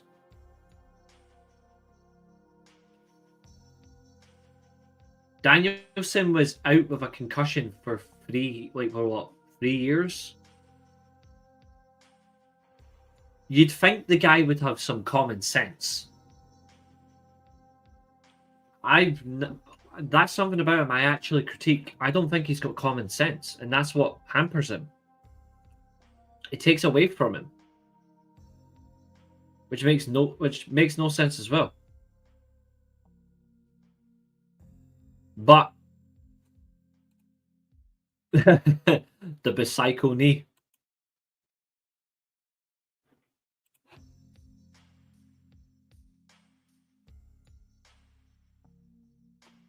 I think Swerve is still going to win, but it's very interesting to see what happens. People really thought Shane would come and be revealed. Dude, even I was like, it's not going to fucking happen. You would insult your fan base if that fucking fraud came in. You would have insulted them to infinity levels. Anyway, post-match, we're still trying to get an update on Willow Nightingale. Swerve is flat out refusing. Well done. You then get a small little segment there. Interaction between Hangman and Swerve. And honestly, Swerve Strickland, you sir are a genius. He gave Hangman what Hangman's been waiting all this time for. He gave Hangman validation. Hangman Page, you have just cemented yourself to All In if Swerve wins. If Swerve wins the world title this weekend, Hangman Page, you're going to All In to become world champion. Or at least compete.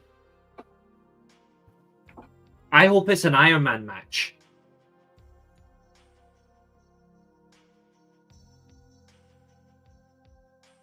No, it wouldn't have. Shane McMahon in the Death Riders doesn't make it compelling at all. He doesn't make it interesting. He makes it a bore fest.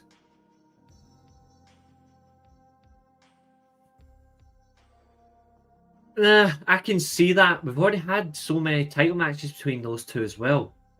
I want the title just to get off Moxley, go to Swerve, then go to Hangman, and then Hangman versus a heel Kenny Omega at World's End for the world title. And I get my Kenny Omega heel world champion again.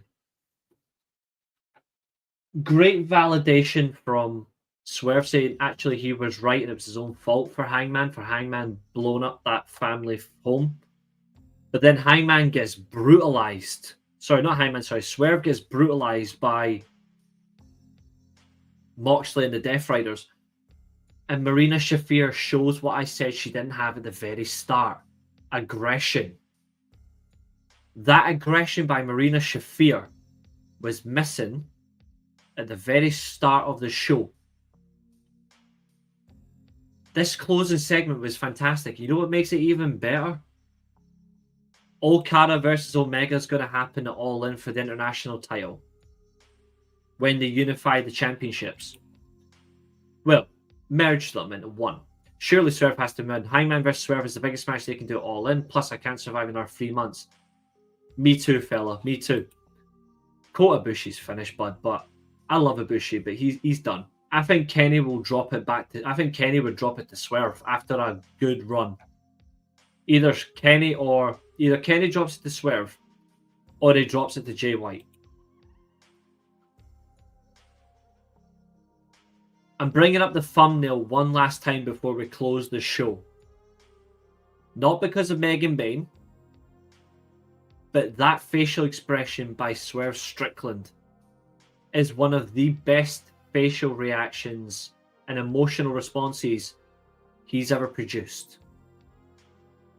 So let's change the song.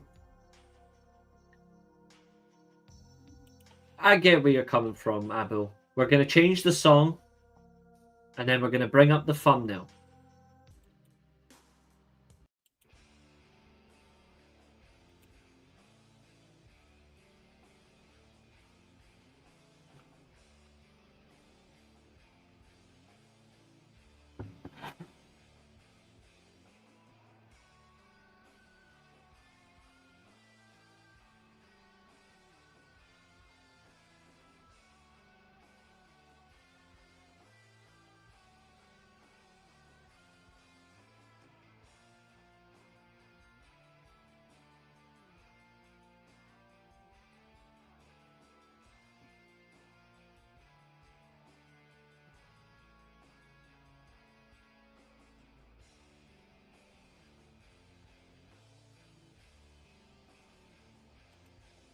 Now, Stussy loves my thumbnail, but I know why Stussy loves my thumbnail. I don't blame him.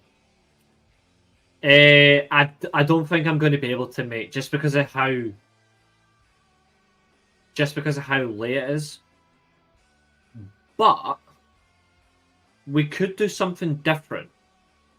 I would have to make a sacrifice though. I know you would, Sussy, so would I.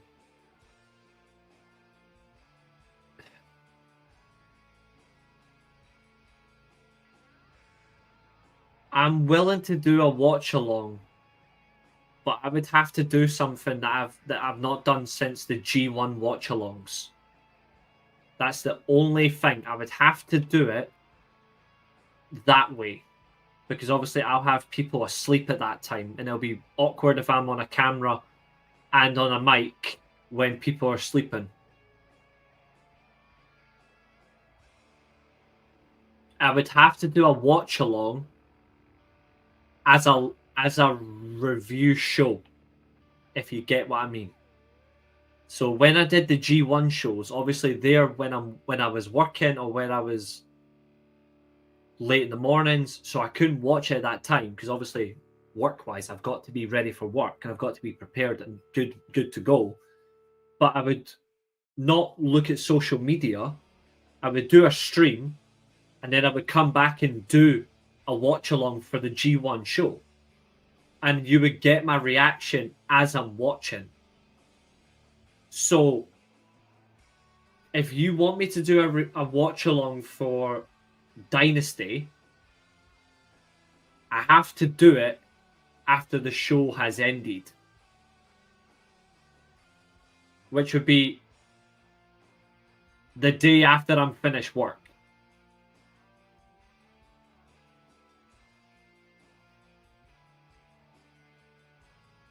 If that makes sense. The way he slowly walks to the ring, he has a presence that Moxley doesn't. He does that slow walk to the ring because the guy wants his stare downs. And he's purposely making people wait when it's not all essentially needed. Quite frankly, I think each entrance has a different impact the way they're meant to be. Moxley coming out from the crowd actually forces the fans to react to him. Just like the way that Roman's entrance makes fans react to him that way. I think they actually do have a presence in a different way. Whether you like them both or hate them both or like one or the other, I actually like the variety. The concept is different.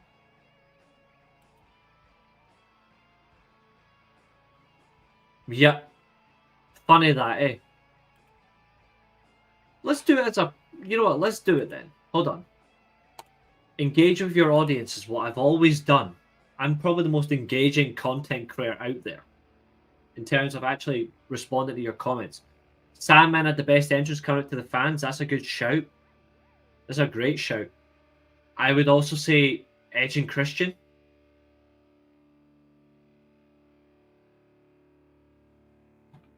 Mike Santana's actually got a good out of the crowd entrance as well.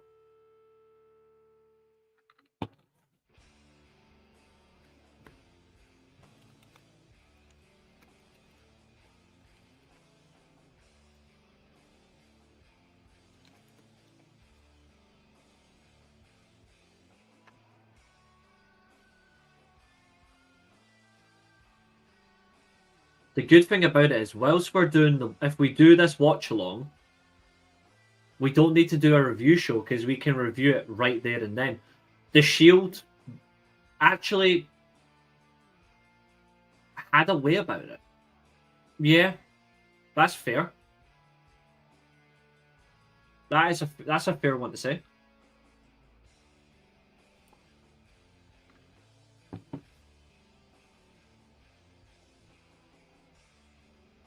Polls in the chat. Let me know what you think.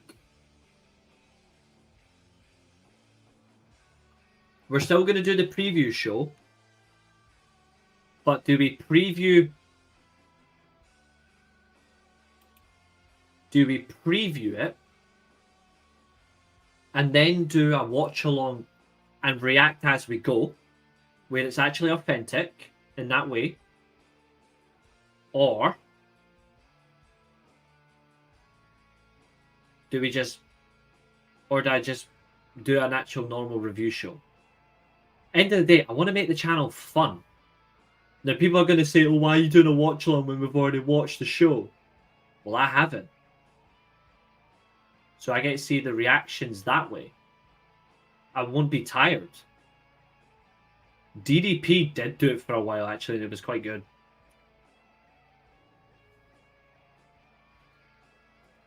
I'm judging by the fact that we've got 5 votes at 100%. You know what? It's official.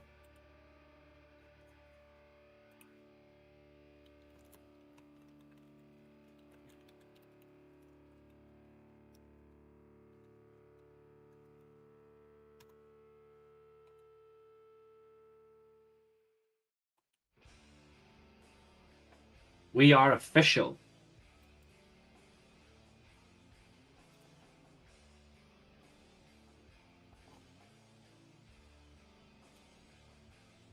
Yeah, good times. Good times. I don't mind the song. At least it's not something you can bloody sing to.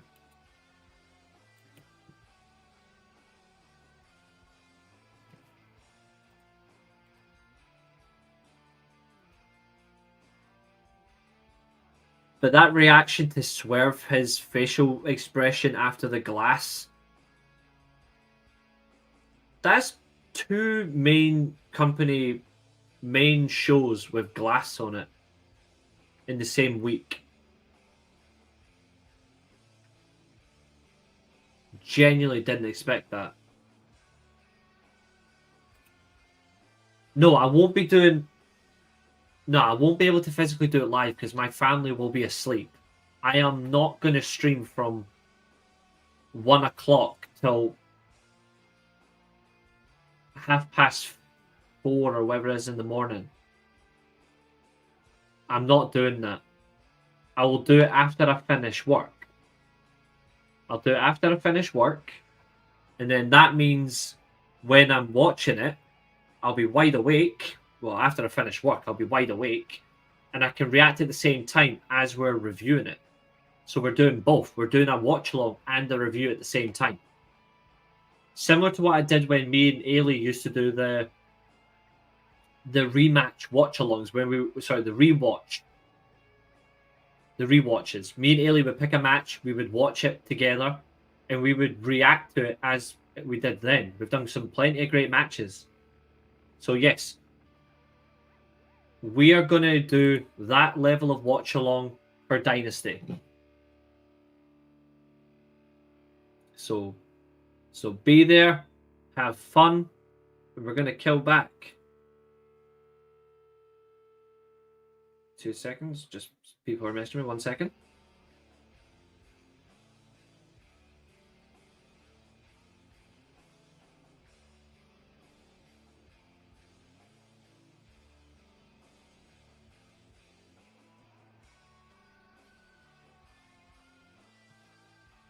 That's all right, Zodiac. So, positives for the show. Story fulfillment into Dynasty. Well done. I like the opener and the closing segments of the show. And I like how strongly Swerve has been presented, but has also got the jeopardy of being the challenger where he still can be beat. And also the presentation of Megan Bayne for going at her match with Toni Storm. I like the brackets of the Owen Hart tournament, but I think the women's side looks a little bit better. But we'll see how the tournament goes. Negatives: Kevin Knight and Will Ospreay should have had better opponents. Negative is Brian Keefe. A negative is the fucking meat chants. And also, is Cope on pay-per-view? Yes, he's in the trios tag match against the Death Riders with FTR. They're going to turn on him. But, ladies and gentlemen, at 2 hours, 6 minutes, we have 11 people watching, 10 on YouTube, 1 on Twitter. To our Twitch viewer, thank you. To our YouTube viewers, please do like, share, and subscribe. We are at 287 subscribers, and we are hunting down 300. In the meantime, ladies and gentlemen, thank you. I bid you good night, and I will see you tomorrow. And on the plus side, you guys are a fucking great audience. Bye, guys. Thank you, Abdul. You're awesome too. You're all brilliant. Thank you all, and good night.